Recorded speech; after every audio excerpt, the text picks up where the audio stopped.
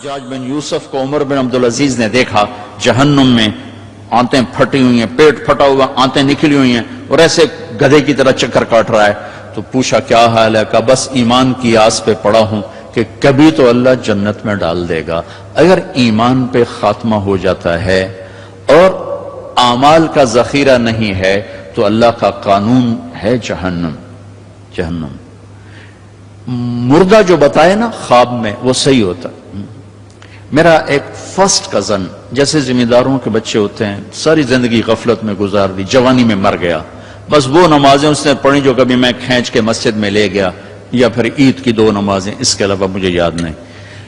تو میں نے خواب میں دیکھا، میں نے کہا کیا حال ہے؟ تو اس نے کہا آگ کے تندور میں ہوں، آگ کے تندور میں ہوں. اب میرا تو خون، میرا تو چاچے کا تائے کا بیٹا، مجھے تو آگ لگ گئی. میں اس کے لیے پڑھنا شروع کیا، پھر حج کا انتظام کیا. تو حج کے بعد جب واپس آیا تو پھر مجھے نہیں خواب آیا، ایک اور ساتھی کو خواب آیا کہ طارق میاں سے کہو تمہارا تحفہ مجھے مل گیا، وہ جو میں نے حج کروایا اس کی طرف سے. تو اللہ تعالیٰ کا فضل ہے کہ اس نے یہ بھی رکھا اس امت کے لیے کہ مرنے والوں کے لیے ایصال ثواب کرتے رہو تو ان کی بخشش کے سامان بن جاتے ہیں. تو اگر ایمان ہے اور عمل نہیں ہے تو سیدھا جنت میں نہیں جائے گا، وایا ہو کر جائے گا. اور اعمال میں میرے عزیزو، میں نماز کی پہلے تھوڑی بات کی تھی. روزے گرمی میں میرا اور آپ کے صبر کا امتحان ہے، میرے آپ کے عشق کا امتحان ہے کہ ہم اللہ کے لیے کتنی بھوک برداشت کرتے ہیں اور اللہ کے لیے کتنی پیاس کو برداشت کرتے ہیں. ہمارا روزہ تو شام کو کھل جائے گا، لیکن میرے نبی کی اولاد نے 72 گھنٹے کا روزہ رکھا تھا اور پیاسے ہی ذبح ہو کے اللہ کے پاس چلے گئے تھے. اور قیامت تک کے آنے والے انسانوں کے لیے عذر کے دروازے بند کر دیے تھے کہ وہ تو رمضان بھی نہیں تھا، پانی سامنے تھا، لیکن درندوں نے پانی روک دیا.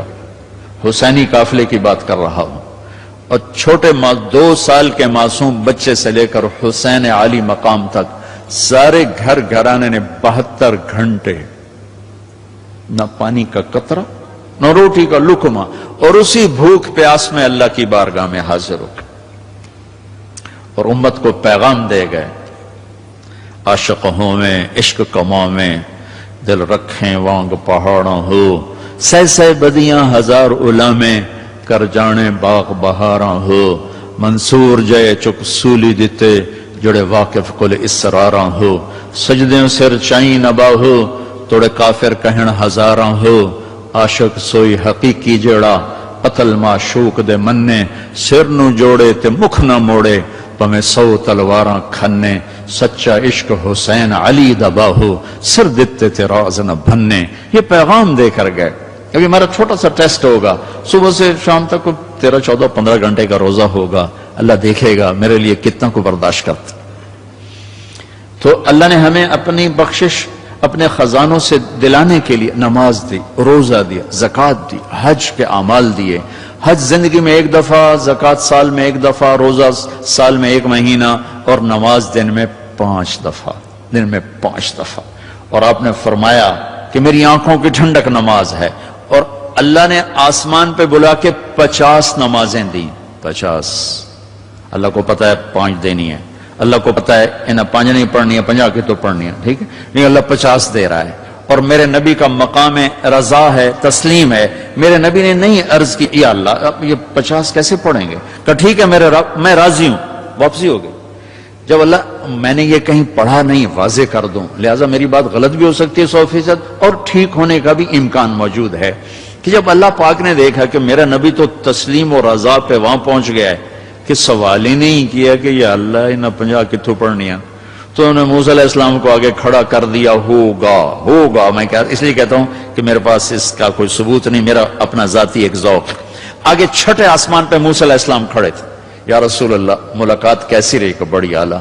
کیا ہوا؟ کہ 50 نمازیں. ان کا تو کہیں پڑھنی ہی نہیں، واپس جاؤ تھوڑیاں کراؤ. اب یہ 6 آسمان، یہ 7واں، یہ سدرۃ المنتہا، یہ فاصلے کوئی نہیں جانتا اللہ کے سوا، بے شمار ہیں، لیکن یوں طے ہو رہے تھے، لیکن فاصلہ تو ہے. واپس گئے تو اللہ نے 5 گھٹا دی، 45 نہیں گھٹائیں. اچھا بھائی میرے حبیب 5 کم کر دیتے ہیں. آنا جانا 9 دفعہ واپس بھیجا. 9 5 45. واپس جائیں یا رسول اللہ، واپس جائیں یا رسول اللہ، واپس جائیں یا رسول اللہ، اور ہر دفعہ 5 5 5 5۔ پہلے 5 کیوں نہیں دی؟ اور واپس گئے تھے تو 45 کیوں کم نہیں کی؟ ہر دفعہ بلا رہے ہیں، بھیج رہے ہیں، بلا رہے ہیں، بھیج رہے ہیں، اچھا 5 5 5 5۔ صرف آپ کو نماز کی اہمیت بتانے کے لیے کہ کتنا عظیم عمل ہے۔ جب 5 رہ گئیں اور موسیٰ علیہ السلام پھر کھلوتے، جی اب کیا ہوا؟ کہا جی 5 رہ گئی ہیں۔ کہا نہیں واپس جائیں، کوئی نہیں پڑھیں گے۔ کہا نہیں اب میں گیا تو یہ بھی اڑ جائیں گی، پھر میری امت کا کیا بنے گا؟ مجھے شرم آتی۔ کہا یا رسول اللہ ایک بات بتاؤں کیا؟ میری امت پہ 2 نمازیں فرض تھیں، بنی اسرائیل 2 نمازیں تھیں، فجر کی 2 رکعت اور عصر کی 2 رکعت، باجماعت نہیں، انفرادی، رکوع کوئی نہیں، قیام سجدہ، تلاوت کوئی نہیں، تسبیح۔ قرآن میں آتا ہے ورکعی مرعاکین، حضرت مریم کو وہ ورکعی سے مراد رکوع نہیں، جھکنا مراد ہے کہ جھکو اللہ پاک کے سامنے۔ رکوع ہمیں ملا، نماز میں تلاوت ہمیں ملی، اللہ اکبر ہمیں ملا۔ کسی امت کو اللہ اکبر نہیں ملا، کسی امت کو رکوع نہیں ملا، کسی امت کو تلاوت نہیں ملی، وہ اپنی کتاب کے حافظ نہیں ہوتے تھے۔ ہم اپنی کتاب کے حافظ ہوتے ہیں۔ ہمارا بچے سے لے کر بوڑھا، مرد سے لے کر عورت جو یاد کرنا چاہے۔ میرا شاگرد میرے یہاں مدرسہ میں، اس نے 29 دن میں قرآن یاد کیا، صبح سپارہ یاد کرتا تھا اور رات کو تراویح میں سناتا تھا۔ وہ چھٹیاں ہو گئی، لڑکے چلے گئے، وہ امریکہ سے تھا تو اس کا تو واپس جانے کا تھا نہیں، اور رمضان آ گیا، حافظ کا انتظام نہیں ہو سکا، تو انہوں نے کہا جی میں سناؤں گا۔ وہ فجر سے مغرب تک ایک پارہ یاد کرتا اور عشاء میں تراویح میں سنا دیتا تھا۔ 29 دن میں اس نے پورا قرآن سنا دیا۔ تو اللہ نے ہمارے لیے قرآن ایسا آسان، ابھی وہ امریکہ میں ماشاءاللہ مدرسہ، پہلی امت ہے اپنی کتاب کی حافظ نہیں ہوتی تھی، یہ امت قرآن کی حافظ۔ حضرت عثمان رضی اللہ تعالیٰ عنہ حرم شریف میں داخل ہوئے اور اللہ اکبر کر کے نماز کی نیت باندھی اور سورہ بقرہ شروع کی۔ عبد الرحمن تیمی پاس بیٹھے تھے، وہ کہنے لگے بھلا دیکھو رکوع کہاں کرتے ہیں؟ تو بقرہ سے جو چلے الف لام میم ذالک الکتاب، تو والناس پہ جا کے رکوع کیا، ایک رکعت میں سارا قرآن پڑھ دیا۔ یہ میرے رب نے ہمیں نماز کا حسن دیا ہے، نماز کی خوبصورتی دی ہے۔ ابو ریحانہ ایک سفر سے واپس آئے تو ان کی بیگم ان کے انتظار میں، اس زمانے میں نہ کوئی موبائل نہ ٹیلی فون، تو انتظار ہوتا تھا۔ جب رات کو بیٹھنے لگے تو کہنے لگے 2 نفل پڑھ لوں پھر بیٹھیں گے۔ انہوں نے کہا پڑھ لو، اللہ اکبر۔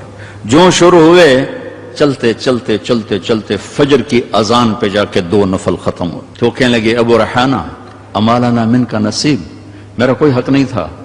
کہنے لگے مجھے معاف کرنا، میں بالکل بھول گیا، مجھے یاد ہی نہیں رہا۔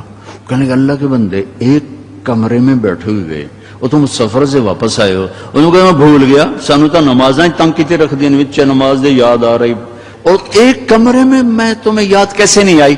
کہنے لگے جب میں نے قرآن شروع کیا تو جنت میرے سامنے ایسی آئی کہ مجھے بھول ہی گیا کہ میں کہاں کھڑا ہوا۔ ہماری یہ نماز چاہے نہ بنے، چاہے یکسوئی والی نہ بنے، لیکن ہمیں سجدے کا حکم ہے۔ اگرچہ بت ہیں جماعت کی آستینوں میں، مجھے ہے حکم اذان لا الہ الا اللہ۔ وہ بت میری اپنی آستین میں بھی ہوں گے تو بھی مجھے سجدہ کرنا ہے، میرا دل ٹکے نہ ٹکے مجھے ماتھے کو زمین پہ ٹیکنا ہے اور مجھے اپنے اللہ کے سامنے جھکنا ہے۔ تو موسیٰ علیہ السلام نے کہا 2 نمازیں نہیں پڑھ سکے، 5 کیسے پڑھیں گے؟ کہ بس جس کا نصیب ہے وہ پڑھے گا، میں واپس نہیں جاؤں گا، میں لے کے جاؤں گا۔ جب آپ چلے نیچے تو پیچھے سے اللہ کی آواز ہے، میرے محبوب ہماری تو پھر 50 ہی ہیں، آپ کی امت 5 پڑھے گی، 50 لکھوں گا۔ آپ کی امت 5 پڑھے گی، 50 لکھوں گا۔ تو ہمیں اللہ نے کتنے ہمارے لیے رحم و کرم کا دروازہ کھولا کہ ایک ہمیں نماز جیسی دولت دی، پھر اس کو باجماعت مسجد کے ساتھ جوڑا، مسجد کی دوڑ لگانے کو کہا، ایک نماز سے دوسری نماز کے درمیان گناہوں کی معافی کا اعلان کیا، ایک جمعے سے دوسرے جمعے کے درمیان گناہوں کی معافی کا اعلان کیا، فجر سے ظہر تک کے درمیان جو کچھ ہوا ظہر پڑھی اللہ نے معاف فرما دیا، عصر کے تک جو کچھ ہوا عصر پڑھی اللہ نے معاف فرما دیا، مغرب پڑھی معاف، عشاء باجماعت پڑھ کے سو جاؤ، فجر مسجد میں جا کے پڑھو، ساری رات تہجد لکھی جائے گی۔ ایک آدمی تہجد نہیں پڑھ سکتا، کمزور ہے، عشاء باجماعت پڑھ لے، فجر باجماعت پڑھ لے تو ساری رات تہجد میں لکھی جائے گی، ساری رات اس کی عبادت میں لکھی جائے گی۔ اللہ نے ہمیں عبادات میں نماز اعلیٰ درجے کی چیز دی ہے۔ نماز کے بعد روزہ ہے جو ایمان کو ذرا